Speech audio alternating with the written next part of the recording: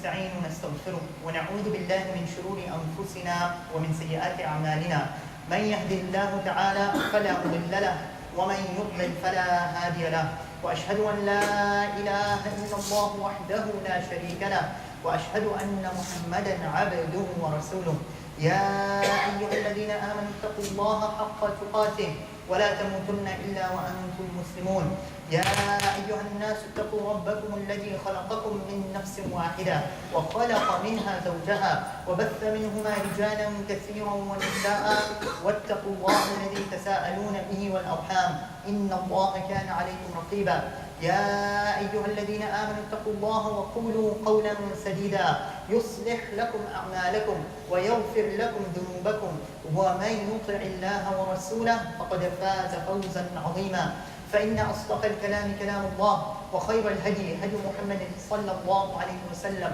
وشر الأمور محدثاتها وكل محدثة بدعة وكل بدعة ضلالة وكل ضلالة في النار أما بعد.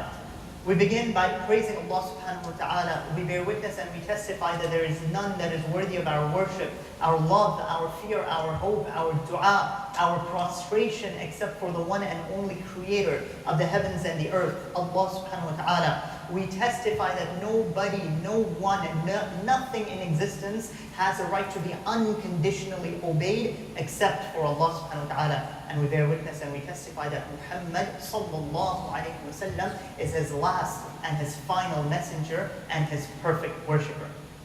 SubhanAllah, just a few weeks ago, we were talking about welcoming this beautiful month of Ramadan. At this very spot, I stood and I was talking about how the month of Sha'ban was leaving us and the month of Ramadan is about to come.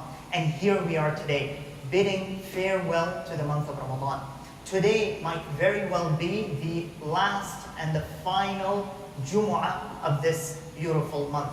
It's possible that the moon will be sighted next week, Thursday, due to which the Jumu'ah that will be held will be the first of the month of Shawwal, and not the month of Ramadan. But Allah subhanahu wa ta'ala knows best. What does all of this demonstrate to us, O Muslims? It demonstrates to us the fleeting nature of time. What it demonstrates to us is that Allah subhanahu wa ta'ala has not discriminated in this commodity called time. Every single one of us, young or old, man or woman, child or an adult, Allah subhanahu wa ta'ala has given the exact share to every single one of us. It doesn't matter what your socioeconomic standing is. It doesn't matter what your status or your rank in society is. Every single person, from the richest of the rich to the poorest of the poor, has been given the exact quantity of time. And what this shows to us is that the wise person is the one who uses and utilizes this time properly. Just as this entire month, 29 or 30 days, would zoom past us, Allah is saying this is a reflection of your very lives.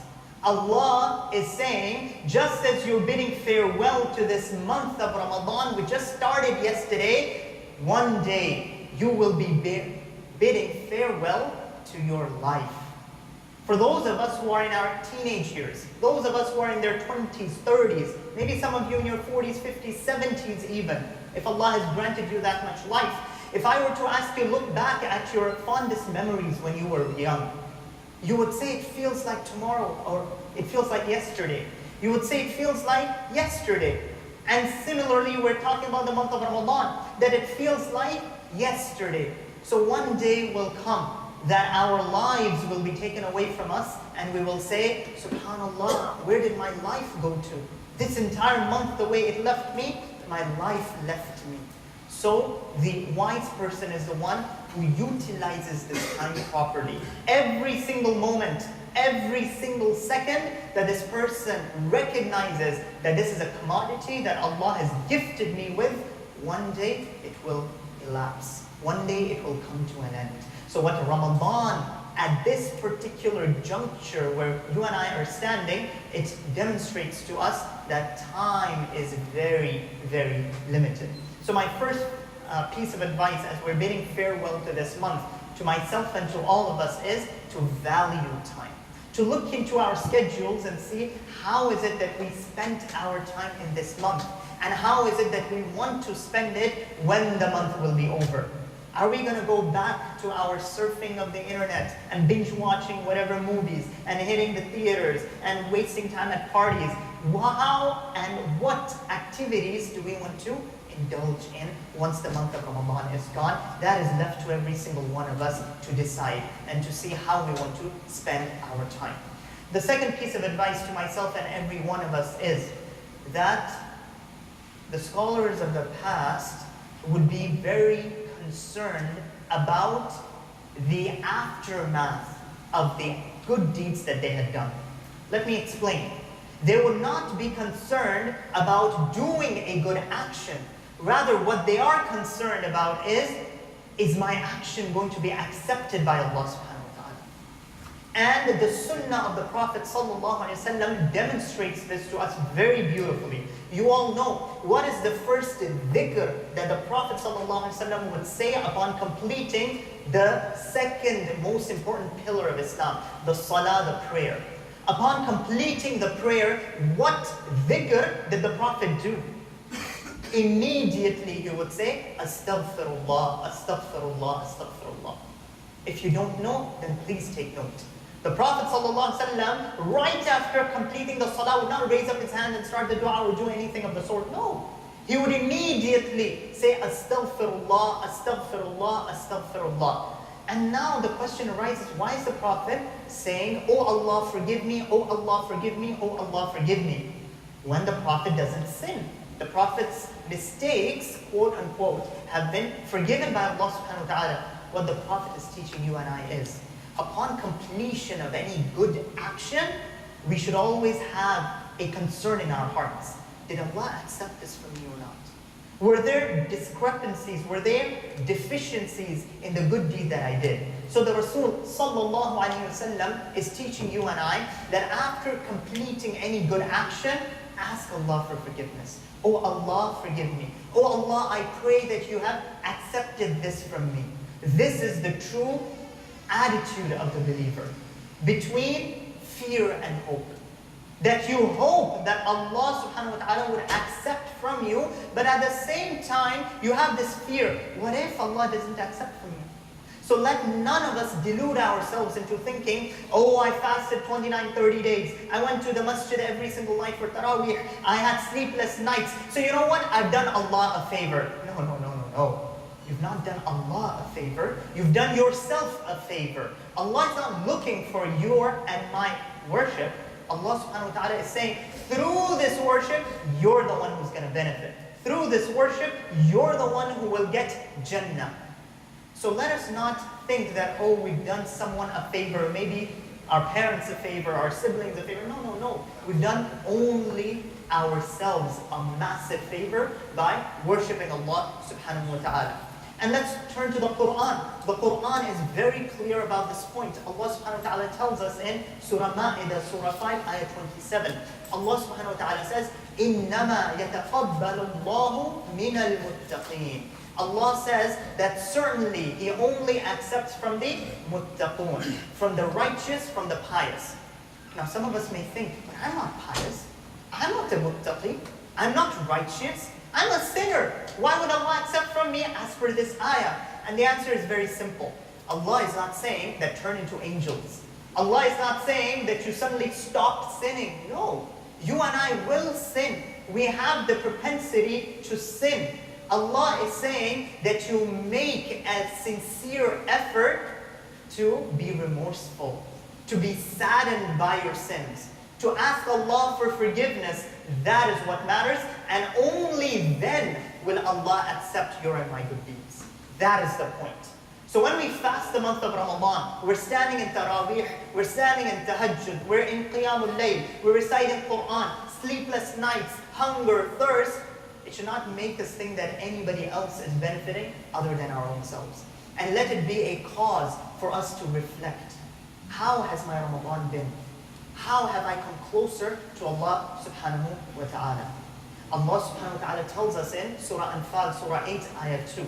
A beautiful ayah that further mentions this point. Allah subhanahu wa ta'ala says, إِنَّمَا الْمُؤْمِنُونَ الَّذِينَ إِذَا ذُكِرَ اللَّهُ وَجِلَتْ قُلُوبُهُمْ وَإِذَا تُلِيَتْ عَلَيْهِمْ آيَاتُهُ زَادَتْهُمْ إِيمَانًا وَعَلَى رَبِّهِمْ يَتَوَكَّلُونَ. Allah subhanahu wa ta'ala says, verily the believers are those who when they hear the mention of their Lord, their Master, their Creator, their Maker, وَجِلَتْ قُلُوبُهُمْ, their hearts tremble with fear. They have fear in their hearts. They don't say, you know what, Allah has said don't do this, it doesn't matter, man, I'm going to do it anyways. No, their hearts, you want to see if you're a true believer? You want to see if you're a true believer in Allah and His Messenger sallallahu alaihi wasallam? Then when Allah is mentioned, وَجِلَتْ قُلُوبُهُمْ, their hearts tremble with fear. But then something else. وَإِذَا تُلِيَتْ عَلَيْهِمْ آيَاتُهُ, and when Allah's ayat are mentioned, when His ayat of the Quran are mentioned, then what happens? زَادَتْهُمْ إِيمَانًا, their iman soars to the skies. Their iman increases, that, oh Allah, we have hope in you. وَعَلَىٰ رَبِّهِمْ يَتَوَكَّلُونَ, and upon their Lord, upon their Master, they have complete reliance. So the second piece of advice is that you and I should constantly be seeking forgiveness of Allah subhanahu wa ta'ala and asking Him to accept our actions. Asking Him, oh Allah, I may have committed some sins, I may have brought about some deficiencies in my ibadah. Oh Allah, please overlook them. Oh Allah, I beg you to overlook them. Oh Allah, accept them from me. The third piece of advice, our Rasul sallallahu alayhi wa sallam told us in an authentic hadith, whoever completes the month of Ramadan and follows it up with 6 days from the days of Shawwal, from the month of Shawwal, Allah will write for him as though this individual has fasted the entire year. Now these 6 days do not have to be fasted consecutively. You can fast them one day, have a couple break, eat food, do whatever, and then fast another 2 days. Then take a break, then fast another 3-4 days. And that's how you have the entire month of Shawwal to fast these 6 days. What is the incentive? The incentive is Allah subhanahu wa ta'ala will write down for you as though you fasted the entire year. But let's focus our attention to something more profound.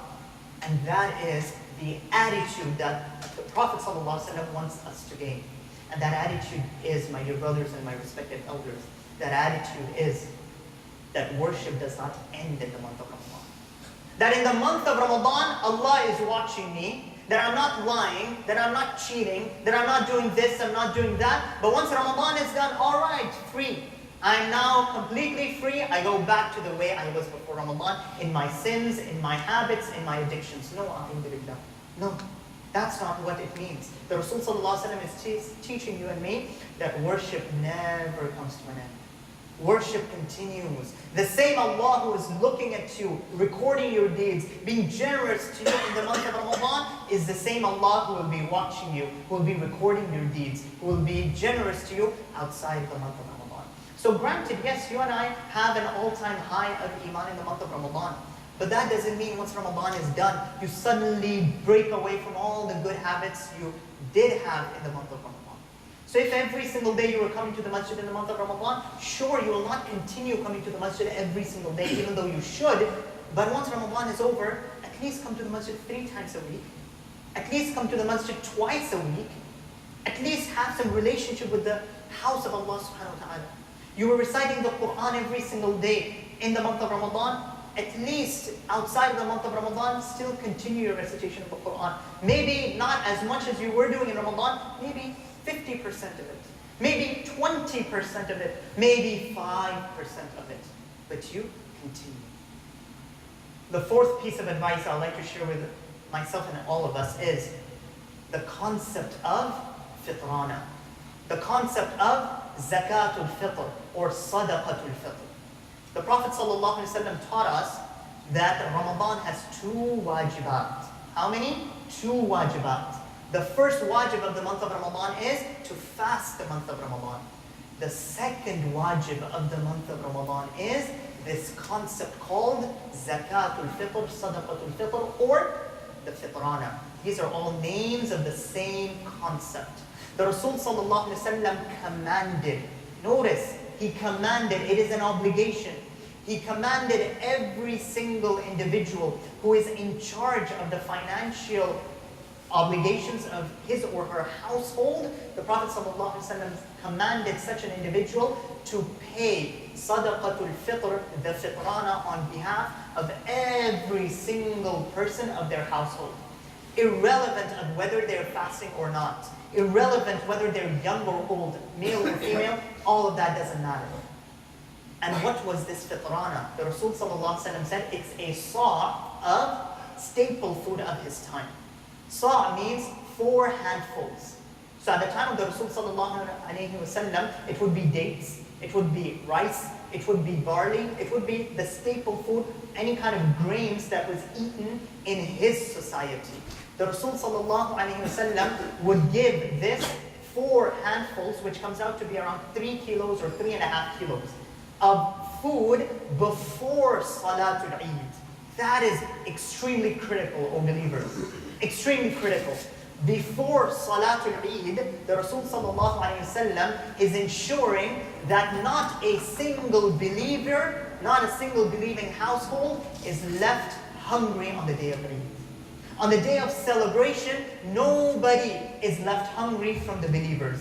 This was the practice of the Prophet ﷺ. Now let's contextualize. 2018 Canada, how can you and I act upon this sunnah? The best of the best is you go out and identify a Muslim family that is needy and you personally go and give this to them. That's the best of the best. Now if you cannot do this, then identify any charity online. There are a bunch of charities, Islamic Relief Canada, IDRF, whatever charity you like. Go on their website, choose fitrana. It comes out to $10 a person. $10 a person. So in your household, count yourself and every single person in your household. 5 people, 5 multiplied by 10.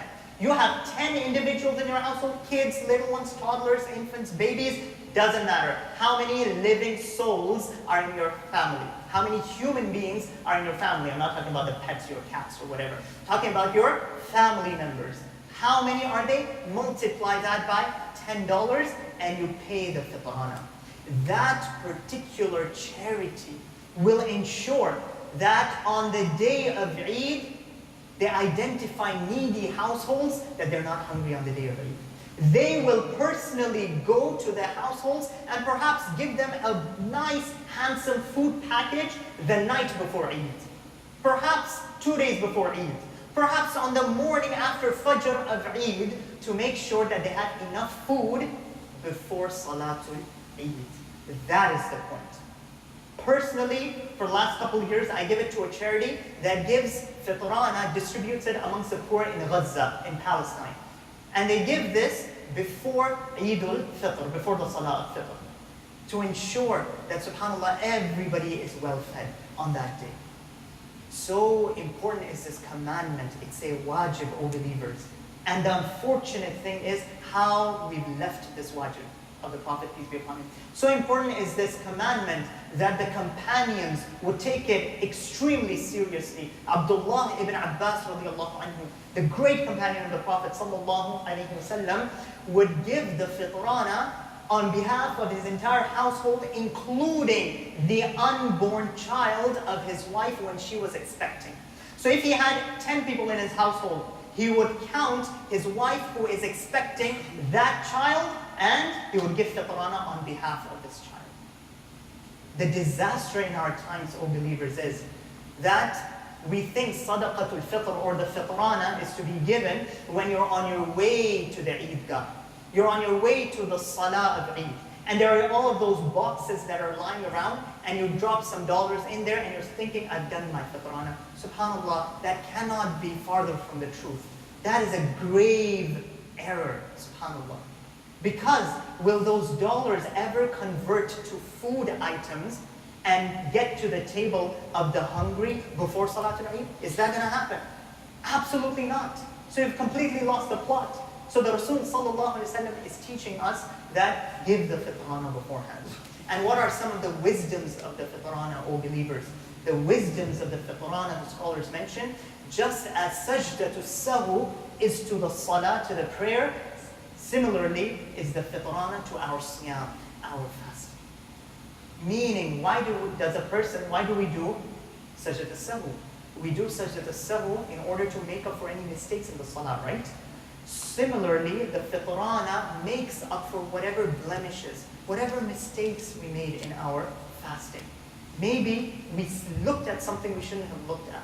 We said something we shouldn't have said. We lost our temper on our spouses, on our children.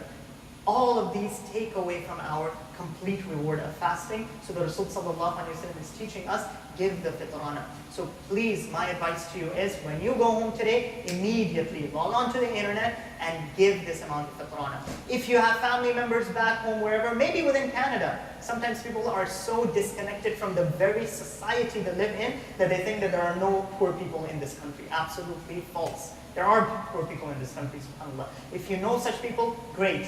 Get them this food item so that they can, inshallah ta'ala, be well fed on the day of Eid. Otherwise, you have family members back home who have identified needy people. They will prepare these baskets, subhanAllah. Please go ahead and tell them and give them, send them the money, and ensure that this will be given on the day before Salatul Eid, so that, inshallah ta'ala, they're well fed. And the fifth and my final advice, inshallah ta'ala, pertains to the Eid prayer itself, which inshallah I'll expound upon very briefly in the second khutbah. Barakallahu lana wa lakum fil Qur'an al-Karim wa nafa'ani wa iyyakum bil ayati wa dhikr al-hakim. Innahu ta'ala jawadun kareem wa malikun barrun rahim.